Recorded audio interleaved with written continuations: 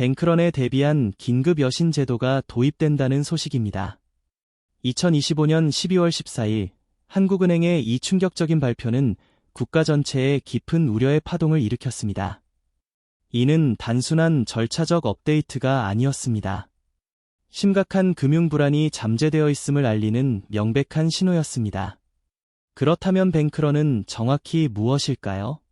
이는 금융기관에 문제가 생겼다는 소문이나 우려가 확산되면서 신뢰가 무너지고 예금자들이 공포에 질려 은행으로 몰려가 한꺼번에 모든 예금을 인출하려는 시나리오입니다. 은행의 지급 능력을 초과하는 대규모 인출은 건전한 기관마저 마비시킬 수 있는 자가실현적 예언이죠. 한국은행은 왜 이렇게 갑자기 그리고 극단적인 대비책을 마련하고 있을까요? 이 상황은 단 6일 전인 12월 8일에 한국은행이 1조 5천억 원이라는 막대한 자금을 시장에 풀겠다고 발표했던 것과 극명하게 대비되면서 더욱 혼란스럽습니다. 유동성을 공급하여 경제를 활성화해야 할 시점에 금융 붕괴에 대비하는 움직임이라니 도무지 앞뒤가 맞지 않습니다. 도대체 지금 대한민국 금융시장의 깊숙한 곳에서는 무슨 일이 벌어지고 있는 걸까요? 오늘 우리는 한국은행도 정부도 굳게 입을 다물고 있는 은밀한 진실의 정체를 폭로하고 여러분들이 이 격동의 시기를 어떻게 현명하게 헤쳐나가야 할지 구체적인 대비책을 알려드리겠습니다. 지금 바로 시작해 보겠습니다. 시청하시기 전에 구독과 좋아요를 눌러주시면 감사하겠습니다. 첫 번째로 현재 한국은행이 적극적으로 운용하고 있는 전략은 바로 RP 매입, 즉 환매 조건 부채권 매입입니다. 많은 분들에게는 다소 생소한 금융 용어일 수 있습니다. 이를 한 줄로 쉽게 설명하자면 중앙은행이 상업은행으로부터 매우 가치 있는 증권, 예를 들어 국채 같은 것을 담보로 잡고 미리 정해진 미래 시점에 약간 더 높은 가격으로 다시 사주겠다고 약속하는 일종의 초단기 대출 계약입니다. 좀 더 명확히 이해하기 위해 이런 상황을 상상해 봅시다. 사업이 어려워진 아들이 아버지에게 돈을 빌리러 옵니다. 아버지, 1,000만 원만 일주일만 빌려주세요. 일주일 뒤에는 꼭 갚을게요. 일주일 뒤, 아들은 다시 찾아와 미안한 표정으로 말합니다. 아버지, 죄송한데요. 1,000만 원의 이자 50만 원까지 해서 1,050만 원을 갚아야 하는데 지금 돈이 없어요. 대신 200만 원만 더 빌려주시면 안 될까요? 그럼 총 1,200만 원으로 늘려서 다음 주에 꼭 갚을게요. 아버지는 마지못해 다시 일주일짜리 대출을 연장해 줍니다. 그리고 정확히 일주일 뒤 똑같은 상황이 또다시 벌어집니다. 아버지, 이번엔 100만 원만 더 빌려주세요. 만약 이런 패턴이 끊임없이 반복된다면 과연 어떻게 될까요? 겉으로 보기에는 매번 일주일짜리 대출이니 큰 문제가 없어 보입니다. 그러나 실제로는 영원히 돈을 갚지 않는 것과 다름없습니다. 오히려 끊임없이 더 큰 빚을 쌓아가는 악순환에 불과하죠. 저희는 바로 한국은행이 이와 같은 위험한 행태를 보이고 있다고 판단합니다. 이러한 상황의 심각성은 숫자를 통해 더욱 명확하게 드러납니다.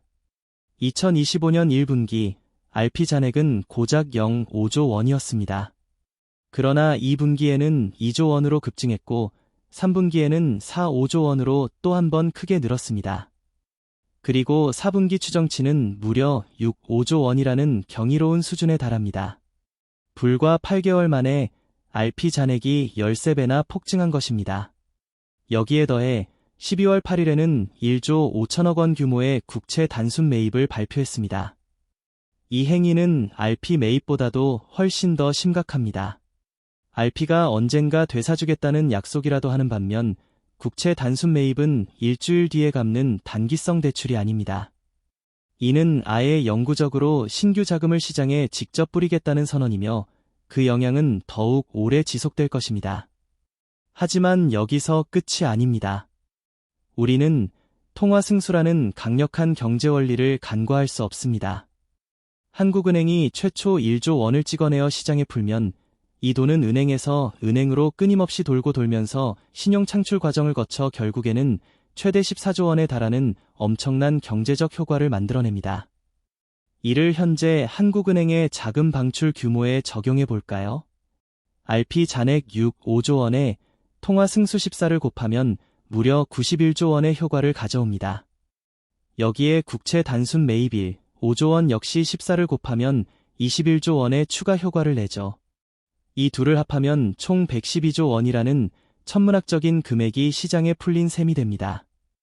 보수적으로 잡아도 80조 원 이상이 시중에 유동성으로 공급된 것입니다. 80조 원이라는 금액이 어느 정도인지 감이 오시나요? 서울 강남구의 모든 아파트를 통째로 매입할 수 있을 정도의 돈입니다. 그러나 진짜 문제는 이제부터 시작입니다. 이토록 엄청난 양의 돈이 시장에 풀렸다면 정상적인 경제라면 어떤 현상이 나타나야 할까요? 첫째, 돈의 가치가 떨어짐으로 금리가 하락하는 것이 당연합니다. 둘째, 넘쳐나는 유동성으로 인해 부동산 가격이 상승합니다. 셋째, 주식시장으로 자금이 유입되어 주가가 오르는 것이 일반적인 패턴입니다. 이 세 가지가 바로 정상적인 경제 반응입니다. 그러나 한국의 현실은 놀랍도록 기형적입니다. 강남 부동산은 2025년에 실제로 급등했고 주가도 비교적 양호한 흐름을 보였습니다. 그런데 돈을 쏟아붓고 있는데도 불구하고 금리가 계속 오르고 있다는 치명적인 모순이 발생하고 있습니다. 바로 이 지점이야말로 모든 비극의 시작이라고 할 수 있습니다. 한국은행이 막대한 자금을 쏟아붓고 있음에도 불구하고 금리가 오히려 상승한다는 것은 시장이 더 이상 한국은행을 신뢰하지 않는다는 가장 분명한 증거입니다. 이를 이해하기 위해 한 가지 비유를 들어보겠습니다. 동네 가게 주인이 손님들에게 공짜로 물건을 나눠주고 있습니다. 그런데 손님들은 줄을 서서 감사히 받기는커녕 오히려 더 높은 값을 부르며 물건을 사겠다고 합니다. 왜 이런 이상한 행동을 할까요? 손님들은 이 가게 곧 망하겠구나. 나중에는 아예 물건을 못 받게 될 수도 있으니 지금 비싼 값을 주고라도 미리 받아둬야겠다는 절박한 심리 때문입니다. 지금 시장이 한국 경제를 바라보는 시선이 정확히 이와 같습니다. 외국인 투자자들은 이 상황에 대해 어떤 생각을 하고 있을까요? 그들은 분명히 한국은행이 저렇게 미친 듯이 돈을 풀어대는 것은 분명히 무언가 은폐하고 있는 거대한 문제가 있기 때문이 아닐까 라고 의심하고 있을 것입니다. 실제로 2025년 11월 한 달 동안 외국인 투자자들은 한국 채권을 무려 20조 4천억 원이나 순매수했습니다. 왜 이런 행동을 했을까요? 그들의 속내는 금리가 계속 오르고 있으니 지금 채권을 사두면 나중에 금리가 더 오르거나 상황이 악화될 때 훨씬 더 비싸게 팔 수 있다는 냉정한 계산 때문입니다. 이는 얼핏 보면 투자 유입처럼 보이지만 역설적으로 한국 경제의 근본적인 불신을 의미하는 매우 위험한 투기적 움직임입니다. 두 번째 문제의 핵심은 바로 PF 대출입니다. PF 대출이 무엇일까요? 이는 프로젝트 파이낸싱, 프로젝트 퍼낸싱의 약자로 대규모 건설 프로젝트나 부동산 개발 사업에 자금을 빌려주는 특화된 대출 상품입니다. 그런데 문제는 이 PF 대출의 상당 부분이 이미 좀비 상태가 되어버렸다는 것입니다. 이 좀비화의 심각성을 설명하기 위해 암 환자의 비유를 들어보겠습니다. 만약 이 암이 2022년에 발견되었더라면 간단한 수술만으로도 충분히 완치될 수 있었을 것입니다. 하지만 담당 의사는 괜찮습니다. 진통제만 드시면 돼요 라며 무려 4년이라는 시간을 허비하게 했습니다. 이제 2025년 암은 이미 온몸에 전이되어 손 쓸 수 없는 말기 상태가 되었고 아무리 큰 수술을 해도 생존 가능성이 희박해졌습니다. 한국의 PF 대출 상황은 정확히 이 비극적인 암 환자의 모습과 일치합니다. 2022년 당시 PF 대출은 부실의 초기 단계에 있었습니다. 개발 예정이었던 땅을 팔아치웠다면 원금 회수가 충분히 가능했고 구조 조정에 필요한 비용도 비교적 적었습니다. 그때 한국은행의 선택은 무엇이었을까요? 그들은 돈을 마구잡이로 풀어 시간을 벌었고 금리가 떨어지면 알아서 살아날 거야 라는 순진한 기대를 했습니다. 그러나 2025년 현재 상황은 어떠합니까? 시행사들은 지난 4년간 오로지 이자만 겨우 갚다가 자본이 완전히 바닥난 그야말로 깡통이 되어버렸습니다. 이제는 보유한 땅을 팔아도 대출 원금은커녕 오히려 손실만 더 커지는 마이너스 상태에 놓였습니다. 이에 따라 구조조정에 필요한 비용은 천문학적인 수준으로 불어났습니다. 한국은행이 지금 쏟아붓고 있는 80조 원이라는 막대한 자금은 바로 이미 빠진 독과 같은 좀비 PF들이 고스란히 빨아먹고 있는 실정입니다. 도대체 2022년에 무슨 일이 있었기에 이런 재앙적인 상황이 초래되었을까요? 모든 것의 시작점은 바로 둔촌주공 아파트 재건축 사업이었습니다. 2022년 전 세계는 금리를 인상하고 경제 구조 조정을 단행하며 긴축 정책을 펼치고 있었습니다. 미국도 유럽도 예외 없이 허리띠를 졸라매고 있었죠. 그런데 한국은행은 뭘 했을까요? 그들은 오히려 돈을 풀었습니다. 명목상 둔촌주공 재건축을 살리기 위해서였습니다. 이는 마치 모든 나라가 전쟁에 대비하며 방어 태세를 갖추고 있을 때 유독 한 나라만 우리는 괜찮아 를 외치며 호화로운 파티를 열고 있는 것과 다름없는 무모한 행동이었습니다. 그 결과는 어땠을까요? 둔촌주공 재건축은 표면적으로는 성공했습니다. 그러나 그 대가는 너무나 참혹했습니다.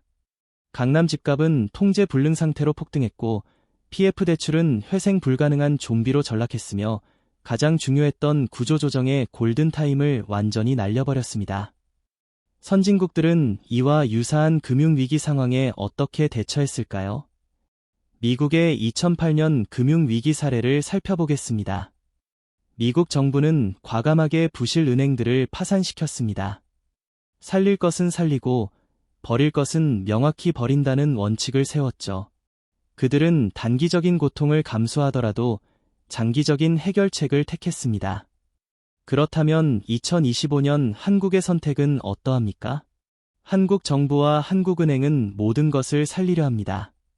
단기적인 고통을 회피하기 위해 문제를 장기적인 악성 종양으로 전환시키고 있으며 진통제만 계속 투여하는 미봉책으로 일관하고 있습니다. 이제는 즉각적인 변화가 필요합니다. 첫 번째로 즉시 구조조정을 단행해야 합니다. 마치 환부의 썩은 부분을 도려내듯이 경제의 병든 부분을 과감히 절단해야 합니다. 특히 회생 불가능한 PF 대출은 단호하게 정리해야 합니다. 단기적으로는 충격이 있겠지만 장기적으로는 훨씬 더 건강하고 견고한 경제 체질을 갖추게 될 것입니다. 두 번째로 RP 매입을 점진적으로 축소해야 합니다. 술을 끊듯이 갑작스럽게 모든 것을 중단하면 금융시장에 치명적인 금단 현상, 즉 금융쇼크가 발생할 수 있습니다. 따라서 1년에 걸쳐 서서히, 그러나 꾸준히 RP 매입 규모를 줄여 정상화 궤도로 돌려놓아야 합니다. 세 번째로 투명한 정보 공개가 절실합니다. 현재 PF 부실의 정확한 규모와 실태를 일말의 은폐 없이 투명하게 공개해야 합니다. 이렇게 해야만 외국인 투자자들의 깊은 불신을 해소하고 역설적으로 시장의 신뢰를 회복할 수 있습니다. 그러나 안타깝게도 현실은 정부와 한국은행이 정반대의 길을 걷고 있습니다. 그들은 뱅크런, 즉 대규모 예금 인출 사태에 대비한 긴급 여신 제도를 도입하고 있습니다. 이것이 과연 무엇을 의미할까요? 이는 곧 우리 스스로 은행들이 무너질 수 있다는 사실을 우리도 인지하고 있으며 그 최악의 상황에 대비하고 있다는 것을 간접적으로 시인하는 것과 다름없습니다. 마치 소방관이 소방호스를 점검하며 혹시 모르니까 미리 준비해 두는 겁니다. 라고 말하는 것과 같습니다. 이 말을 들으면서도 불안하지 않으신가요? 왜 갑자기 소방호스를 점검하지? 혹시 큰 불이라도 날 조짐이 있는 건가? 분명 시장도 이와 똑같은 불안감을 느끼고 있을 것입니다. 뱅크런이라뇨? 말도 안 되는 소리죠. 라고 생각하실 수 있습니다. 하지만 저는 감히 2026년에 두 가지 시나리오가 펼쳐질 것이라고 예상해 봅니다. 첫 번째 시나리오, 지금처럼 현실을 외면하고 계속해서 버텨나간다고 가정해 봅시다. 2026년 상반기에는 이런 일이 벌어질 것입니다. 정부의 요청에 따라 국민연금이 한국 채권을 대규모로 매입하기 시작할 것입니다. 이로 인해 금리는 일시적으로 하락하고 시장은 겉으로는 안정된 것처럼 보일 것입니다. 많은 사람들은 위기를 무사히 넘겼다고 안도하며 착각에 빠지겠죠. 하지만 2026년 하반기에는 상황이 급변합니다. 국민연금의 막대한 투자 여력마저 소진될 것입니다. 이를 감지한 외국인 투자자들은 다시 한국 시장을 이탈하기 시작할 것이고 환율은 심리적 저지선인 1,500원을 돌파하며 가파르게 상승할 것입니다. 2027년에는 어떻게 될까요? 그동안 잠복해 있던 PF 대출 부실이 본격적으로 폭발하여 도미노처럼 무너져 내릴 것입니다. 이로 인해 은행들의 자본이 급속도로 잠식되고 결국 한국판 SVB 사태, 즉 실리콘밸리 은행 파산 사태와 같은 대규모 은행 위기가 현실화될 가능성이 농후해집니다. 최악의 경우 환율은 1,600원에서 1,700원까지 치솟아 수입 물가가 감당할 수 없을 정도로 폭등하고 서민들의 생활고는 극심한 지경에 이를 것입니다. 두 번째 시나리오, 지금 당장 고통스럽더라도 과감한 구조 조정을 단행하는 것입니다. 2026년 상반기에는 이런 일이 벌어질 것입니다. 부실한 PF 대출의 일부를 과감하게 부실 처리하고 최소 3개에서 5개 정도의 건설사가 워크아웃에 들어가거나 퇴출될 것입니다. 이는 일시적으로 경제에 충격을 주어 부동산 시장이 10%에서 15% 정도 하락하는 고통을 감수해야 할 것입니다. 하지만 2026년 하반기는 완전히 다른 양상을 보일 것입니다. 한국 경제의 투명성과 회복 의지를 확인한 외국인 투자자들의 신뢰가 회복되기 시작할 것입니다. 이에 따라 금리는 안정화되고 환율 또한 1,400원대로 진입하여 경제의 건전성을 되찾을 것입니다. 2027년에는 한국 경제가 정상화 궤도에 확고히 올라설 것입니다. 건전한 재무 상태를 가진 기업들이 저평가된 땅을 매입하여 새로운 재개발 사업을 추진하고 이 과정에서 양질의 일자리가 대거 창출되어 경제 선순환이 이루어질 것입니다. 결론은 매우 간단합니다. 지금 당장 15%의 고통을 감수하는 용기를 낸다면 미래에 닥쳐올 훨씬 더 크고 참혹한 50%의 고통을 피할 수 있습니다. 그러나 구조조정을 미룰 수밖에 없는 안타까운 경우도 있습니다. 특히 대통령 선거가 코앞에 닥친 경우 정치적인 부담 때문에 구조조정을 단행하는 것은 사실상 불가능에 가깝습니다. 그렇다면 이러한 위기 시나리오별로 우리는 어떤 현실적인 대안을 준비해야 할까요? 첫 번째, 단기자금 시장 경색으로 인한 RP 매입 증가 시나리오입니다. 대안은 최소한의 RP 매입 규모를 엄격히 유지하고 더 이상의 무분별한 확대를 단호히 중단하는 것입니다. 시장에 잘못된 신호를 주지 않으면서 건전성을 회복하는 데 주력해야 합니다. 두 번째는 전 세계가 동시에 휘청이는 글로벌 금융위기가 발생했을 경우입니다. 어느 한 국가만 고립되어 버틸 수는 없습니다.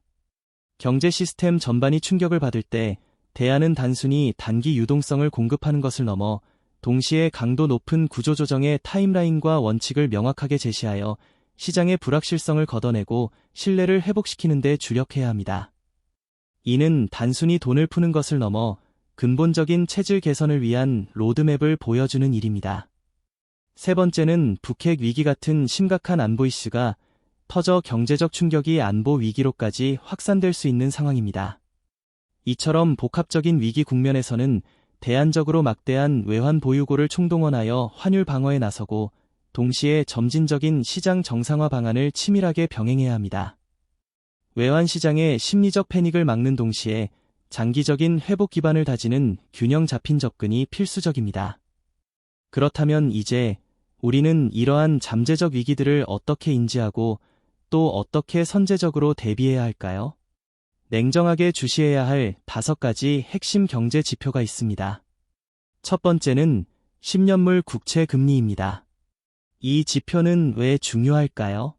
단순히 숫자에 불과한 것이 아니라 한 나라 경제의 신뢰 온도계이자 혈압계와도 같기 때문입니다. 이 장기 국채 금리는 시장 참여자들이 한국 경제의 미래 성장성과 안정성을 어떻게 평가하는지를 가장 솔직하게 보여주는 지표입니다.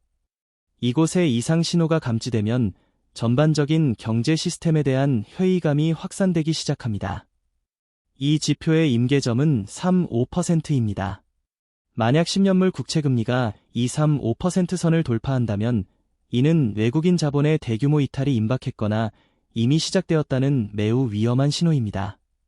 곧이어 원화 가치의 급격한 하락, 즉 환율 급등으로 이어질 가능성이 매우 높습니다. 그렇다면 우리는 어떻게 행동해야 할까요? 만약 금리가 3-4% 이상으로 상승하는 조짐이 보인다면 이는 명백한 경고등입니다. 지금 즉시 보유 자산의 20%를 달러 자산으로 전환하여 해지를 시작해야 합니다. 5%를 돌파한다면 상황은 더욱 심각합니다. 달러 자산 비중을 30%에서 40%까지 과감하게 확대하여 자산 방어에 나서야 합니다. 그리고 만약 3-7%를 돌파하게 되면 이는 이미 비상사태에 돌입했음을 의미합니다. 전체 자산의 절반인 50%까지 해외 자산 비중을 늘리는 등 보다 적극적인 위험 분산 전략을 펼쳐야 합니다. 이 시점에서 국내 자산에 대한 과도한 노출은 매우 위험합니다. 두 번째는 원달러 환율입니다. 이 환율은 한국 경제의 가장 마지막이자 핵심적인 방어선 역할을 합니다. 환율이 급등한다는 것은 우리 경제의 펀더멘털에 대한 대외 신뢰가 흔들린다는 강력한 증거이며 외부 충격에 취약해지고 있음을 직접적으로 보여줍니다. 임계점은 3단계로 구분됩니다. 1차 경고는 1,500원입니다. 이 선이 무너지기 시작하면 경제 전반에 먹구름이 끼기 시작합니다. 2차 경고는 1,550원이며 이는 상황이 점차 통제 불능 상태로 치닫고 있음을 알리는 강한 신호입니다. 그리고 1,600원을 돌파하는 순간 우리는 초위험 구간에 진입했다고 판단해야 합니다. 우리는 이 지표에 따라 어떻게 행동해야 할까요? 만약 환율이 1,500원을 돌파한다면 이는 곧바로 수입 물가의 폭등으로 이어져 서민들의 생활에 직접적인 타격을 줄 것입니다. 비축해야 할 생필품의 적정 재고를 미리 확보하고 필수 소비재 가격 변동의 촉각을 세워야 합니다. 1,550원을 돌파했을 때는 해외여행이나 유학 등 달러가 많이 소요되는 계획들을 전면 재검토해야 할 시점입니다. 불필요한 외화 지출을 최대한 줄여야 합니다. 만약 환율이 1,600원이라는 심리적 마지노선을 넘어서게 된다면 이는 매우 심각한 경제 위기 국면을 의미합니다.